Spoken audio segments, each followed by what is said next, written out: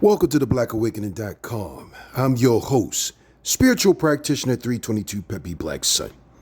Today we're going to be discussing the untold story of President Ibrahim Traore. Now let's examine this. Ibrahim Traore, born March 14, 1988. He's a Burkina Faso military officer and politician who serves as the interim president of Burkina Faso since 2022. Ibrahim Traore took control of Burkina Faso in September of 2022, ousting interim president Paul Santiago Deimbe in a military coup d'etat at the age of 37. He's currently the second youngest head of state in the world. During his tenure, President Ibrahim Traore sought to distance the country from his former colonial power, France. April 16, 2025, a date that could plunge the entire nation into chaos. In the shadows of Wadigo, a sinister plan was unfolding, a plan designed to silence Captain Ibrahim Traore, a plan that involved betrayal at the highest level from within his own army. A plot backed by the enemies of progress, fueled by the fear of a rising Africa, and orchestrated with deadly precision. But they failed. This is the story of Burkina Faso's most controversial and courageous leader, of how traitors within the military were exposed, of how foreign interests and T groups nearly changed the course of history, and of how the people from the streets of Ouagadougou to the heart of Paris rose in unity and defiance. This isn't just about Traoré. It's about the future of the Sahel, about sovereignty, betrayal, and survival. The colonialist powers that was behind the deadly plot to assassinate President Ibrahim Traore, to destabilize Burkina Faso and overthrow the entire Sahel into turmoil.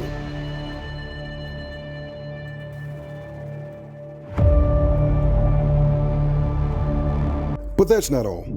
This story also exposes of how external influences, particularly from France, can push one African nation to turn against another. It's a painful reminder of the lengths that some forces will go to in order to stop Africa from standing on its own feet. According to Burkina Faso's Minister of Security, the assassination plot began to unfold several weeks ago. The country's intelligence service had begun closely monitoring suspicious chatter, and what they discovered was disturbing. Intercepted communications between a high-ranking individual and known TKS leaders. These exchanges weren't just casual messages.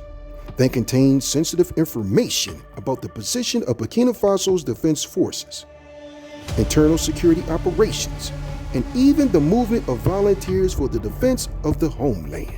It was a massive breach, one that, if successful, could have brought the country to its knees. And yet, this plot was stopped just in time. Someone on the inside the system was leaking sensitive military secrets, not just vague rumors or half-truths, but real precise information about Burkina Faso's defense operation, the kind of intel that only someone from the inside could access. They were sending it straight to the enemies and to TKS leaders. And as soon as these shocking communications were intercepted, they will rush to top security officials in the country. What followed was a swift and discreet investigation. But from the very start, one thing was clear. This betrayal came from within the Burkina Faso army. And after weeks of digging, the truth came out. The mole wasn't just any soldier. He was an officer someone trusted, someone respected. His name, Bahari Ajaman, a member of the Military Justice Battalion, a man who had sworn an oath to protect his country, now exposed as a traitor of the highest order. How does a soldier, a man who wore the uniform, who seen the horrors of TKS firsthand, who's probably carried the bodies of fallen comrades turn around and hand over national security secrets to those same very killers. This wasn't just betrayal. It was personal. It was painful. Imagine what President Traoré must have felt when he learned that someone within his own ranks had chosen to side with the enemies of the nation. But unfortunately, this wasn't just the beginning. What comes next will leave you speechless. As the investigation deepened and military officials turned their focus to the traitor's unit of assignment, and what they found was even more disturbing. It turns out Bahari Adraman had been missing for weeks. Not on leave, not reassignment, he had simply vanished without permission. A blatant act of desertion. His superiors were unaware of his sinister truth, had already begun formal process of labeling him as a deserter under military law at the time. They might have assumed he had ran off due to stress or personal issues, but they were wrong. He hadn't just abandoned his post. He had run after betraying his nation. And the worst part, he wasn't alone. The pattern of betrayal ran deeper than anyone expected. The kind of detailed intel that had been passed to T-Chaos groups could never have came from one man alone. It was a network, a web of treachery inside Burkina Faso's military, and the authorities were beginning to unravel it. And one by one, more names surfaced. Traoré Giovanni, an active duty officer in the Burkina Faso Army. Zerbalaku, a former non-commissioned officer. Commander Ouedraogo Frederick, who was on duty at Burkina Faso's Integrated Operations Center, one of the most sensitive posts in the military. And perhaps the most shocking of all, Kaboy Constantine, an officer who had went abroad for military training in Europe, only to abandon the Burkina Faso Army and join the armed forces of the Ivory Coast. Each one of these men had once taken an oath to protect their homeland, but instead, they became instruments of destruction. This wasn't just betrayal anymore. It was a full-blown conspiracy, one that could have brought down the leadership, dismantled national defense, opened up the floodgates to foreign interference, and to T-Chaos. Yet the truth was still coming to the light. The cracks were being sealed, but the fight was far from being over. All of these officers and every single one of them weren't acting alone.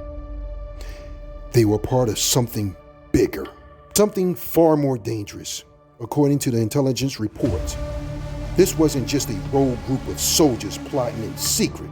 No, this was a coordinated effort backed by foreign powers, and at the center of it all, support from the authorities in the Ivory Coast. The plan was chilling in its ambition to completely destabilize Burkina Faso, and then use the chaos as justification to hand over the country's leadership to an international organization, one that could quietly steer Burkina Faso back under foreign influence, not just for 1 year or two, but for the next 10 to 20 years. Let that sink in. The ultimate goal wasn't just to remove President Traoré.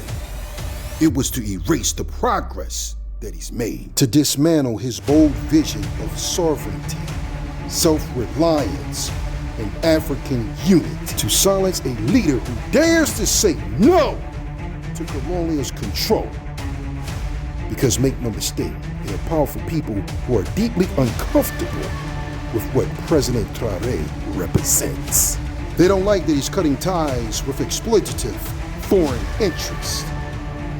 They don't like that he's building African-led institutions. And they definitely don't like that he's inspiring a new generation to stand up for their continent. So instead of confronting him in the open, they choose sabotage, backdoor alliances, bribe soldiers, and covert operations meant to collapse the state from within. But exactly how did they plan to execute this takeover? What was the blueprint behind this elaborate scheme. Let's break it down step by step. Step 1. Sabotage the country's security by feeding sensitive military intel to T-Chaos groups. With this information in hand, the T-Chaos groups would be able to launch precise and devastating attacks, targeting soldiers, civilians, and government facilities. Each successful strike would paint a grim picture. It would make it seem like the government had lost control. And more importantly, it would make President Traoré look weak. The plan was psychological warfare. The more Burkina Faso bled, the more people, even the loyal supporters, would start to question whether President Traoré could really handle the rising insecurity. Distrust would grow, confidence would collapse, and eventually protests would erupt. Not in the streets, but even within the army. Step 2. Create division inside the very institution meant to defend the country. The conspirators began spreading false intelligence within Burkina Faso's security forces. Carefully crafted lies meant to manipulate President Traoré himself. Their goal pushing him to make a fatal mistake, ordering the rest of innocent soldiers, loyal men, patriots, and by framing them as traitors. The conspirators hoped to turn the army against itself. They wanted confusion. They wanted fear. They wanted to sow deep mistrust within the military, so deep that even the President Traoré wouldn't know who to trust anymore. Here's the most nefarious part. This wasn't just a plan on paper. It had already started with security breaches, leaked information, disinformation campaigns. All of it had been set in motion. The trap was laid. The country is inching dangerously close to the end. But the question now is, how far did this plan go? How did the President Traoré respond when the pieces of this dark puzzle started coming together? The traitors didn't just leak information.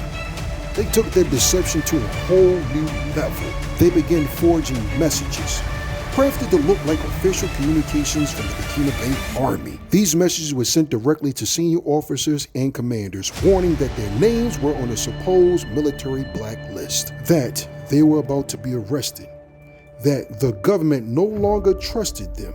Imagine being a loyal officer and suddenly receiving a message like that. Fear spreads and the trust evaporates. Commanders begin to question everything, their orders, their superiors, and even the President Traoré himself. The seed of doubt had been planted, and it was growing fast, but the plot did not stop there. Step 3. The conspirators sought out an even more delicate target, the spiritual and traditional leaders of Burkina Faso. Leaders who hold a deep influence over the communities and even military men. According to Burkina Faso investigators, these plotters either bribe, threaten religious or cultural figures to help sway military officers in joining the plan, and it worked. One of the officers who was allegedly convinced through this method was Captain Urago Rene Davis, who has since disappeared without a trace. Fourth, they targeted one of the President Traoré's boldest initiatives, the Volunteers for the Defense of the Homeland, the grassroots militia force created to defend the communities from TKO. The traitors began funneling money to certain individuals within this group, not to strengthen them, but to corrupt them, to demoralize them, to whisper lies. The goal was to convince these fighters that President Traoré had betrayed them, that their sacrifices were in vain, that they should quit, walk away, or even worse, turn against the very country that they were defending. Each move was calculated, each strategy part of a larger blueprint to break the Burkina Faso military from the inside, to render the country defenseless, to create so much chaos and confusion that the people would lose faith in President Traoré's leadership. And then came the final piece of the puzzle. April 16th, 2025, the day of the planned strike. According to intelligence reports, that Wednesday was supposed to be the D-Day. On that day, a coordinated assault would be launched against President Traoré and his inner circle, carried out by a group of soldiers recruited by the plotters. But they didn't stop there. There were simultaneously multiple large-scale T-Chaos attacks were planned across the country aimed at the civilians and critical infrastructure. It was an ambush from both sides. The idea was simple but sinister. Force the military into a no-win situation. Should they protect the presidency or defend the people? Either way, the country would fall into chaos. And that was the plan. A brutal multi-pronged attack to cripple Burkina Faso and open the door to foreign control once again. But as we know, they failed. Now here's the big question everyone is asking. How did this plan fail? Because let's be honest, from everything we uncovered so far, it seemed foolproof. Every detail was carefully crafted, every T crossed and every I dotted. It looked like nothing could stop it. But here's the miracle. The plot was exposed just in time. And it wasn't some fancy foreign agency that saved the day. No, it was Burkina Faso's own patriots, brave men both within the army and the volunteers for defense of the homeland, who had been approached by these traitors, promised money, power, or protection, but they refused. These soldiers had a choice: betray their country for personal gains or stand for something bigger. And they chose Burkina Faso. These heroes stepped forward. They went straight to the Burkina Bay intelligence services and straight to the presidency itself, revealing everything they knew. And with that, the puzzle began to unravel. Thanks to their courage, the intelligence officers were able to connect the dots and launch a full-scale investigation. It continued for weeks, all the way up to April 16, 2025, just one day before the planned attack. Several traitors were arrested. The plan was dismantled before it could unfold. A national disaster was avoided, but not everyone was caught. Ibrahim, the mastermind from within the army, managed to escape, fleeing across the border into the Ivory Coast, where he is now believed to be hiding. And he's not alone, according to the Burkina Bay Minister of Security. The true brains behind this treacherous operation aren't even in Burkina Faso. They're in Abidjan, the capital of the Ivory Coast. That's right, the entire command center of this anti-Burkina plot is based on foreign soil. Even though the main assault, planned for April 16, 2025, was foiled, the larger mission isn't over. The goal remains the same: to throw Burkina Faso into total chaos before June 2nd, 2025. To weaken the government, to fracture the military, and to reverse every inch of progress the country has made under President Traoré, these traitors, now operating from the Ivory Coast, are still working, still recruiting, still trying to ignite a civil crisis. It's insane, it's dangerous, and it's proof that the fight for Burkina Faso's sovereignty is far from over. According to the Burkina Bay Minister of Security, the country's intelligence apparatus remains fully alert. He assured the nation that the Burkina Bay Intelligence Office is actively monitoring all developments related to this failed plot. Every name, every connection, every suspect is being watched, and when the time is right, justice will be served. In his official address, the minister reaffirmed that the government's committed to transparency, promised to keep the people informed every step of the way. And in a powerful closing message to the nation, he said, "We invite the population to remain calm and vigilant and report any suspicious activity. As for the valiant fighting forces, we encourage them to continue their mission with determination, remain vigilant, homeland or death, we shall overcome."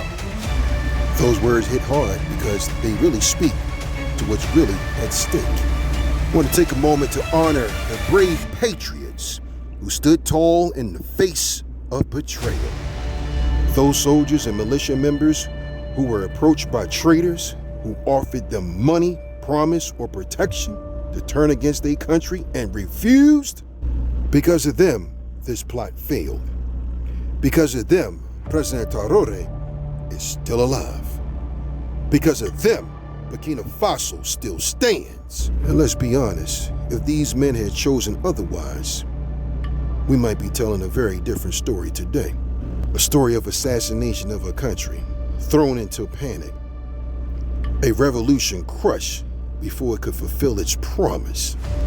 These soldiers are the true definition of patriotism. They serve as a reminder to every African that no foreign power can ever destroy a nation from the outside, unless it has willing collaborators on the inside. And that's the hard truth. The greatest weapon of external enemies is often internal betrayal. So we salute those heroes, and to those who sold their loyalty for 30 pieces of silver. Divine retribution will find you for your wickedness against God's people, for trying to burn your country from within. Your plan was wicked, it was cowardly, and thanks to the true patriots, it failed. But as we seen, this was just one battle. The fight is far from over. Now let's examine this for a moment. How can a fellow African country become the launch pad for the destruction of another? This is happening in plain sight, right in front of our eyes. Since last year, President Traoré has been warning us. He said it time and time again, that the Ivory Coast is working with France to destabilize Burkina Faso. But many dismissed him. Critics says he was overreacting, accusing an innocent neighbor, stirring up unnecessary tension. But now the evidence is staring us in the face. He was right all along. So we must ask, where is the African unity we've been preaching for decades? How can we talk about Pan-Africanism, about one Africa, when we have some African governments or individuals willing to become tools of foreign domination, betraying their own people, their own continent? When will we learn? Because this is the truth, family. This isn't new. We've seen this movie before, and every time it ends in tragedy. In 1987, it was Thomas Sankara, a visionary who dared to dream of a self-reliant Africa, betrayed by his closest friend and fellow soldier, Blaise Compaoré, who sold out to France and the United States in exchange for power. In the 1960s, it was Patrice Lumumba, the Hope of Congo, who was handed over to his enemies by Mobutu Sese Seko and other Congolese politicians, all working with Belgium and the CIA. In 2011, during the NATO-led assault on Libya, it was an African president, Yoweri Museveni of Uganda, who sided with the United States against Muammar Gaddafi.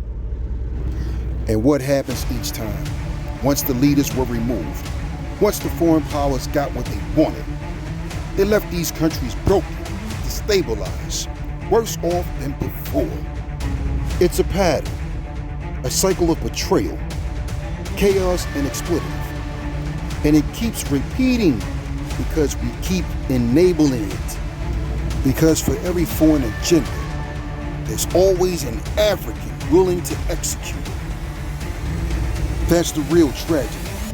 Western powers couldn't topple Africa on their own. They need collaborators. They need traitors. Until we learn to shut the doors from the inside, until Africans choose loyalty over bribes, unity over division, we will keep losing our leaders, our nation, and our future. But maybe, just maybe, this time can be different. Because people are waking up. Because this time the plot failed. Because this time Africa stood up and said no. Right now it's becoming clear. Some of Burkina-based soldiers and citizens have betrayed their country. And instead of facing justice, they found refuge just across the border in the Ivory Coast. And what's more alarming, the Ivory Coast authorities have welcomed them. If Africa were truly united, if the dream of Pan-Africanism meant more than just slogan, the Ivory Coast would be standing shoulder to shoulder with Burkina Faso. In this very moment, they will be helping to expose these traitors, not shielding them. They will be cooperating with Burkina Faso's authorities to hand them over for trial. But that's not what's happening. Instead, the message is loud and clear. Ivory Coast is protecting these individuals. And if that's the case, we must ask that hard question, why? Ivory Coast has no clear reason to want to destabilize Burkina Faso on its own. There's no natural rivalry, no political or economic motive that would justify this kind of interference. So who stands to gain? And let's be honest, the answer points to one familiar player, France. For decades, France has operated this exact playbook: support or shelter traitors, install friendly regimes, secure continued access to African wealth and influence. Time and time again, France has supported coups, pop-up puppets, and pulled the strings from behind closed doors to protect its post-colonial interests. And now, Burkina Faso is pushing back. Under President Traoré, the country has cut ties with the French influence, nationalized control over its own destiny, and inspired other Sahel nations to do the same. That makes President Traoré a threat, not just to foreign interests, but to the entire system of neo-colonialist control that France has maintained in West Africa. So it's not far-fetched to say this: Ivory Coast is acting under pressure, influence, or direct allegiance with France. And the goal is to finish what history has shown us time and time again: silence bold African leadership and drag nations back into submission. But this time, things are different. This time, the people are watching. The continent is waking up. And President Traoré's survival may be the spark that ignites a new chapter of resistance across Africa. Special thanks to you, the viewers. Without you, this channel would not be possible. And due to heavy censorship on this part of the internet, please show your support by pledging or donating $1 or whatever you can to help this channel grow. Here at theblackAwakening.com, we pride ourselves in bringing you the truth. We are not colonized nor monetized. So be informed, not influenced. I would like to personally thank each and every one of you for your support. And if we are cowards, our children will ask us questions. Imagine if in Burkina we refuse to fight and we accept to submit to live in slavery. Tomorrow our children will grow up. They will ask questions. Were our parents cowards to leave us in slavery? Whether we are alive or dead, we will feel it. The coward is afraid. And the imperialists have understood. They try to instill fear in the leaders so that you become cowards. Because when you are a coward, all other vices can arise. They do everything to make us afraid. They come into our palaces. They threaten us directly or with veiled threats. Of course, we respond as we should. They always take examples. They will tell us, you know, Thomas Sankara tried to do it like this, but where is he? He is dead. The Haitian president, he tried to do it like this. Where is he? He is dead.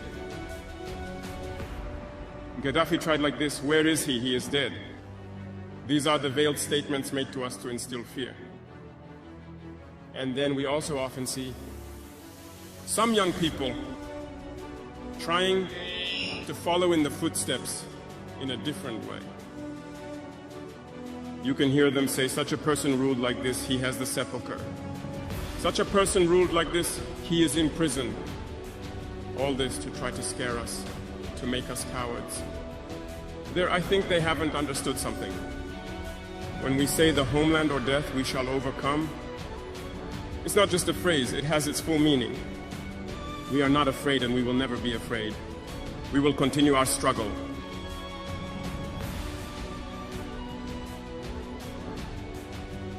They have undoubtedly and surely scared numerous African heads of state. You often see when we speak or when we have the opportunity to be in certain situations abroad, we often make statements to call on African heads of state to wake up, take care of our youth, to be able to initiate our real development. We are often misunderstood. Some have responded publicly to our statement because they feel targeted. But I can assure you, youth, that when we find ourselves in their corridors, these same heads of state tell us, you are on the right track. This is what needs to be done for Africa to feel empowered. So, we ask them questions about why you don't do as we do, why you don't support us. Some tell us they are entangled, some tell us they cannot. Dear elders, African heads of state, from this platform, I would like to say that African people are the most peaceful people. When you recognize the wrong, you must tell the people. Let us not be afraid tomorrow to go out and tell the people. We apologize. We have been compromised. We have ill-gotten gains. We have been constrained by many things, and we ask for forgiveness and return to the right path. And to start truly working for the independence of our states and our emancipation. And I believe it is possible. If we remain in this posture of fear, we will be cowards, and history will judge us. Our children will ask questions, our grandchildren will ask questions. We are writing history. There is no room for cowardice. If our ancestors had been cowards, we would not be. So I'm going to leave you in the manner in which I came, with a universal prayer. In the name of the universal creator of heaven and earth and everything in between, please continue to bless my listeners, their family, their friends, and the true believers for when the day of reckoning takes place. For universal creator, you are all wise and all knowing, and unto you we all shall return. But until then, we give you the praise and glory that's due to you from this life into the hereafter. In the name of the universal creator of heaven and earth and everything in between, in your name we pray that this shall be done. Also, family, get yourself a copy of the Black Universal Creators 100 Laws, Morals, and Precepts. Paperbacks available on Amazon, ebooks on Kindle. And for my subscribers and my supporters, you can go to thebblackawaken.com and get your discount on ebooks. Again, like and share, reach one, teach one, peace, and take care.